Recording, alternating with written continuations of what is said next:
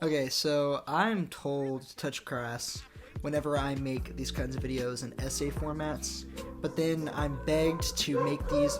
Why are my dogs barking? Anyway, it was requested by a lot of you to make this a video format because some of you guys are interested. So this is my week 2 review of the current CGL Tier 3 season. First and foremost, unfortunately, I do not have any codes because of the nuke of the update that is dropping, or that already dropped by the time this video is uploaded. So I'll be using whatever streams I could find for my games as the background. So if yours wasn't included, I'm sorry. I'll try to get the codes next week. Anyway, yeah, let's do this. So to begin, I went 7-0 on my Preds because I'm a hero and can do absolutely no wrong. Okay, so Diamond Eagles came into this with a chance to prove they had more and just did not. Me Abyssal had a tank ringer as their tank wasn't even there, and not only did they 3-0 him, it wasn't even close. Map 1, 2-0. Map 2, 1-0. Push, 1-0. Like, it was just pure domination, but not the kind that you like. Now, like I said in my power ranking, Me Abyssal is the biggest question mark to me as they've played 2 of the lower half teams, so we will get a better idea of where they are on the rankings when they face a Space Train this week. That being said, Me Abyssal did what they should have done and did it well. Good game. I'm going to give my player of the match unironically to, I'm going to say your name wrong, Mottineva. Good job.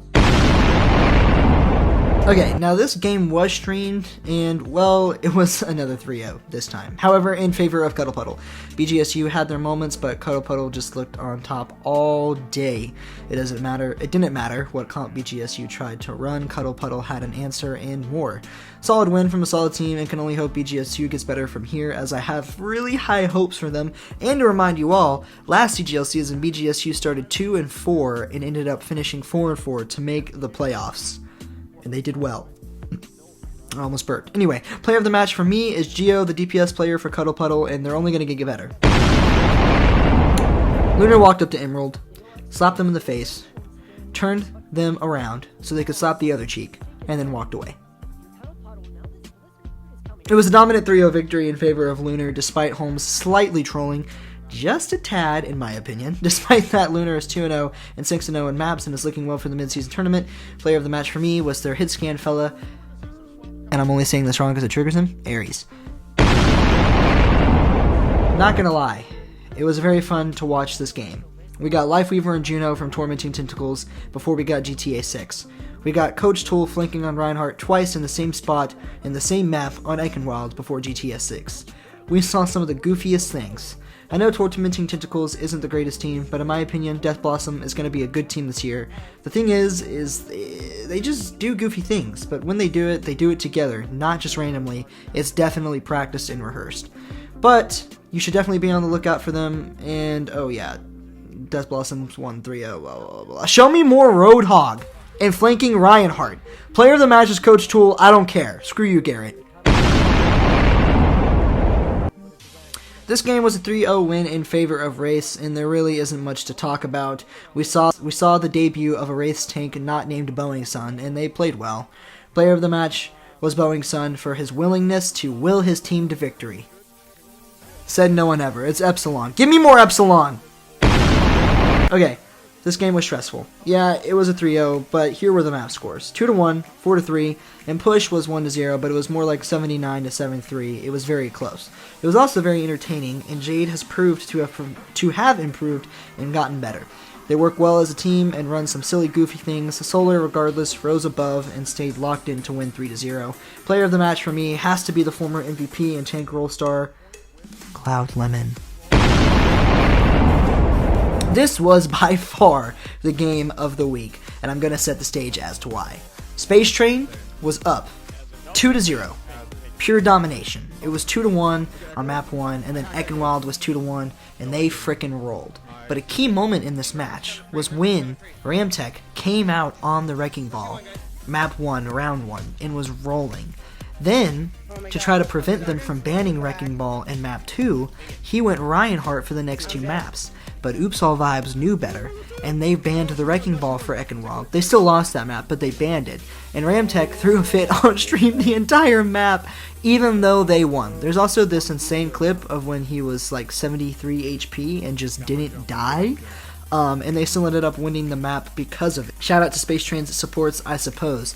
But then We get to map 3 Esperanza, and we saw Oops All Vibes do an Oops All Vibes thing and throw Zach on the Lucio and Log, the Lucio player, on Wrecking Ball.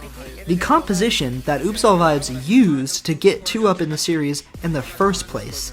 And Oops All Vibes rolled Space Train on the Wrecking Ball. It was like an Uno reverse card. Yeah, they played the Sombra and made Ramtek's life miserable, but they like dominated them. Like pure domination. And then we get to Suravasa, and Oops All Vibes was on the Wrecking Ball again and won 3-0. Right, then we got to Dorado, and Ramtek called an audible, as he said, and he went to Junkrat. And their Junkrat, not their Junkrat player, but their DPS player went to Diva. And Space Train barely won. It was hectic. Teams not knowing how map bans work, shout out to Ramtek. Ball being the main character of the series, it was just insane. It was... Zach even coming on the Lucio was just like a Hail Mary that it worked. It was 2-2, and it was a tale of two halves.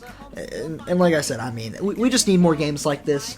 We need more games like this. The player of the match for me was Junkrat's Traps for their consistency and clutch factors, and that's all I'm going to say. Alright, so that was week 2. We're going into week 3. I'm hoping to go 7-0 on my Preds again, but we'll see how that goes. Very crazy, very fun week, and we're getting into mid-season playoffs, so if you want more videos like this, make sure to, I guess, subscribe. I'm not going to say subscribe, but make sure to request it in Diamond Chat and let me know if you like it or any suggestions. For the week 3 review, I'm going to try to get codes from the actual games so everyone is used evenly and fairly.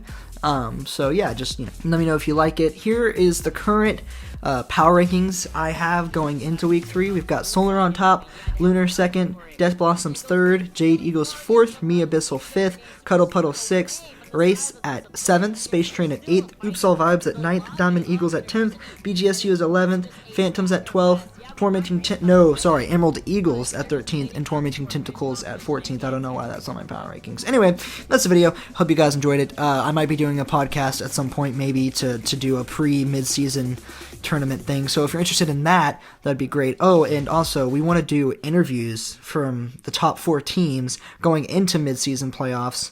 So if you're in the top 4 teams when mid-season playoffs come around and you'd be interested in doing an interview, you should totally hit me up on my Discord. I don't really make YouTube videos, but that's all for me. Goodbye, fellas.